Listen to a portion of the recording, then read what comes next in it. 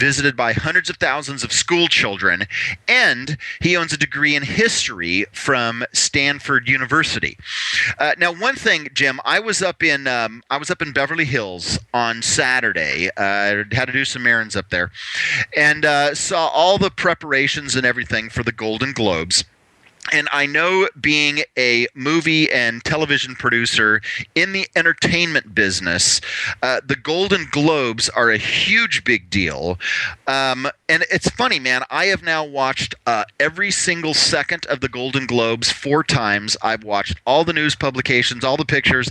I did not see James Patrick Riley's mug and ponytail anywhere. Why weren't you? Well, and thousands, many people have been asking why I wasn't there, and I didn't want to come out with this, but I felt like this would be a good opportunity to let other fans know why I didn't go to the Golden Globes. And the obvious reason I think that most people understand is that we're an apple farm, and this is pruning season, and this is when you cut the trees, get them ready for the next spring, the blossoms can come out, that sort of thing. And I've talked to the Hollywood Foreign Press Association, about the insensitivity of scheduling this thing, right in the middle of apple season. Sam Neill, he owns a vineyard, and Drew Barrymore, she owns a vineyard. Dan Aykroyd, they all own vineyards, and you prune grapes, later in the winter. And I said, it's really, really kind of a bummer that you do this during the middle of apple season. I think a lot of people are thinking the same thing. And but they were just kind of tone deaf on that one. Well, see, Jim, and this is complete discrimination, because I'm sure your apples are grown organically, and the Whole Foods or whomever, I don't know, some of your apples could be there as we speak, but this is complete discrimination by the Hollywood Foreign Press, because clearly you are not as important as an apple grower or as the aforementioned folks relative to grapes.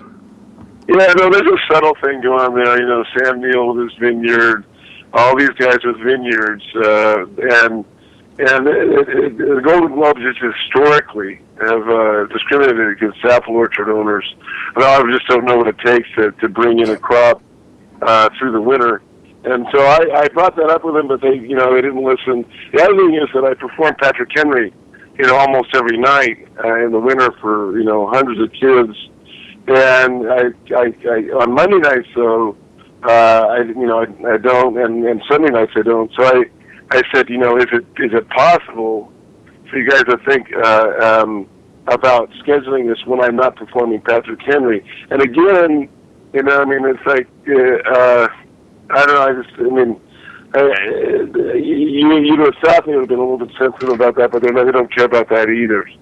And, the other thing, of course, is that, I didn't get an invitation this year because I didn't really produce a feature film, and our television show isn't producing anything until next year.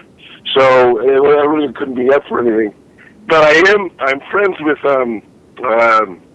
what's his name? John Voight on Facebook. And I thought maybe at least they might consider that, but didn't get invited. Well, that's the real reason. Well, one of the things, and, probably the most important aspect of the show that Mike and I have is our sensitivity to the pain of others. And I can hear the trauma that you've experienced with regard to the discrimination of apples versus grapes. And I don't know if this is the appropriate forum to do it. Maybe I should message you this privately. But Mike and I have a nonprofit. And the nonprofit, it's federally and state fund sponsored. But it's all about obtaining for you financial remuneration for grievances that you've suffered. And I don't know, especially because it's the foreign press. Miller, do you think that our nonprofit would be able to obtain some financial remuneration for Jim for the disgrace he suffered as a result of discrimination? Well, I think, of course, we'll have to take it before our board. But, I do believe that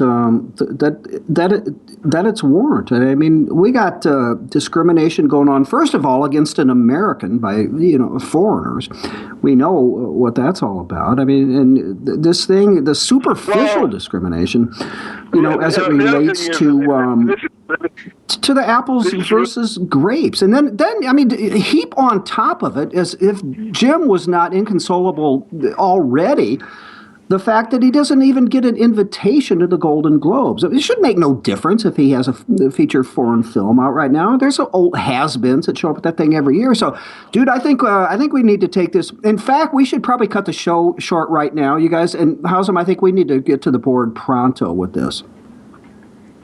Well, I mean, George Clooney got some sort of lifetime achievement thing, and I don't know what he had in production last year. I mean, Monuments Men wasn't that great, and it sucked. Let me say this: it sucked. Yeah, it was. It really. I mean, it was kind of embarrassing. I felt bad. I don't know how he sat there, knowing that he produced that, right there in the middle. I mean, that's the other thing. There's certain people I don't really want to sit with if I were invited, and I kind of made it known which ones I wouldn't want to sit with. I said, right. Steve Carell is really a snarky. He looks like he's really funny and nice, but he's really snarky. Well, okay, now wait a minute. Hang on just a second, because here I'm ready to take this thing to our board. And you maybe should not have said this on a show that maybe listened to global as we speak. We're not exactly sure, but and maybe I misheard you. It's almost like you, and I'm sure you didn't mean it, would discriminate against who you might choose to sit next to at the Golden Globes and who not. That may not. If the board gets wind of that, Jim, that may not go over well. Well, I mean, there are certain. I thought that it'd be appropriate if they sat me next to Selma Hayek. I mean, that would be kind of, I thought we kind of fit. I'm prematurely gray. I kind of look like a distinguished, semi-mogul. She produces. I mean, she's in films that are in the $100 to $150 million film range. I'm producing films that are small, very. I mean, $300K at the most. And I think that. I think it's time that they kind of looked at us smaller guys and said, I mean, even the playing field here a little bit. Yeah. Well, I honestly wish that I could help you out in terms of Selma Hayek, but I have been forbidden now for 9 months, and this was a silly court decision. I'm unable to contact her in any way, so I can't help you with that. And, another thing that does come to mind, I'm thinking about the whole Patrick Henry thing. Give me liberty or give me death. I imagine you've memorized those lines and can probably reproduce them perfectly. I'm not sure the Patrick Henry vibe works within most of the community in Hollywood there, Jim. Good point, man. Well, I know that I can't carry a firearm to the ceremony, and we had that fight some time ago. They basically categorically said no.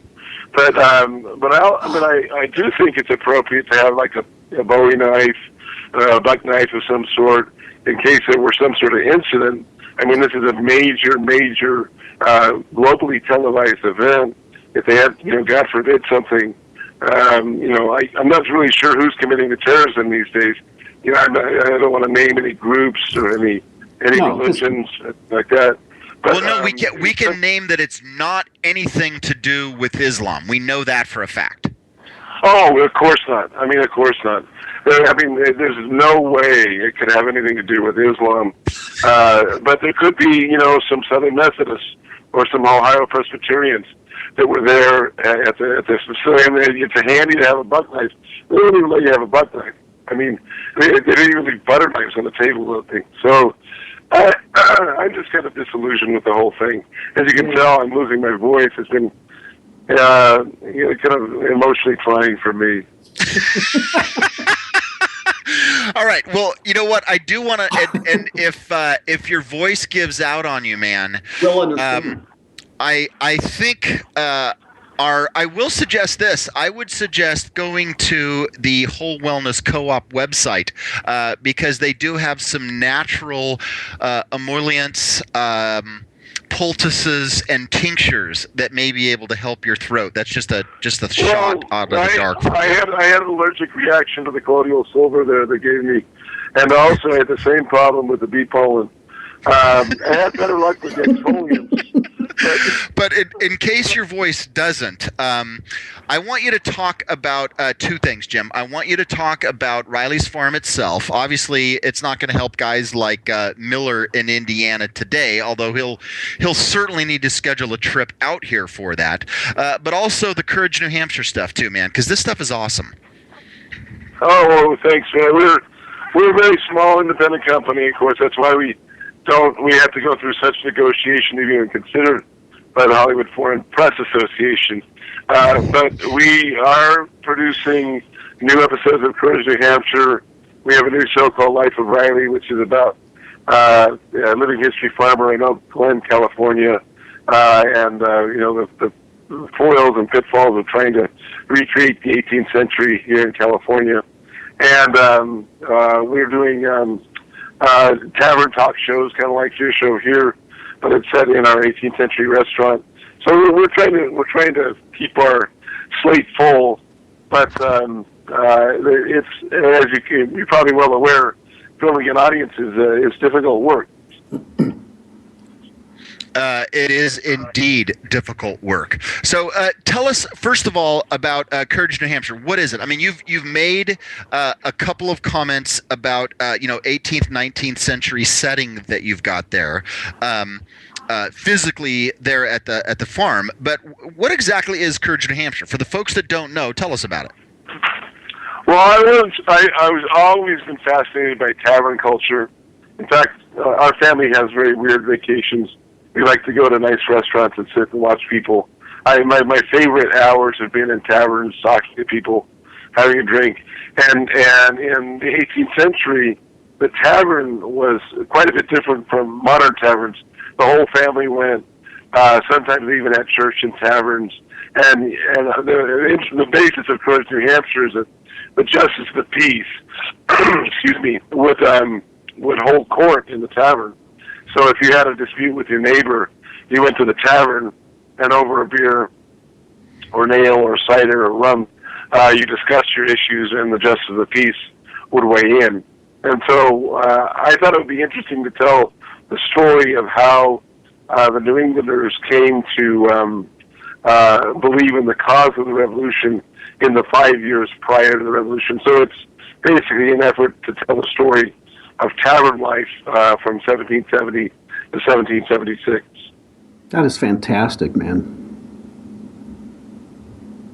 It's a lot of fun. We had some great actors. We had Basil Hoffman, who was in The Artist and All the President's Men. Also a very conservative, outspoken, great actor, just a wonderful guy. They have Greg Martin, who's been in Bad Men. They had a lot of great actors. And there's some great talent to put together a show that looks like a $2 million show, but it's really produced for far less than that. So colonybay.tv, talk a little bit about that in conjunction with Courage. Well, we, of all things for a conservative, this is a kind of interesting thing, but our show is released on PBS. Hasn't been seen in all markets on PBS, but quite a bit of the country, about 40% of the country, is seeing the show on PBS. We also had a national debut on INSP, which is set on a family inspirational channel. But it just occurred to me, I mean, it's becoming more and more apparent that I'll never be the kind of guy that could sell a show to Discovery or to one of the major cable channels, because I just won't do a show the way they would want me to do a show. So my quest is to try and build an audience, a paying subscription audience for what I would call boutique internet television, where I mean, I don't know about you guys, but I never watch anything on my TV anymore. It's always on maybe Roku at the most, but I watch it on an iPhone or an iPad or my PC, and so I think that's the way it's going to go. People are going to be binge watchers, and they're gonna watch the stuff they want to watch, and so we want to be there when that happens. And I think you're right, and I think that's the future of talk radio as well. You know, the days of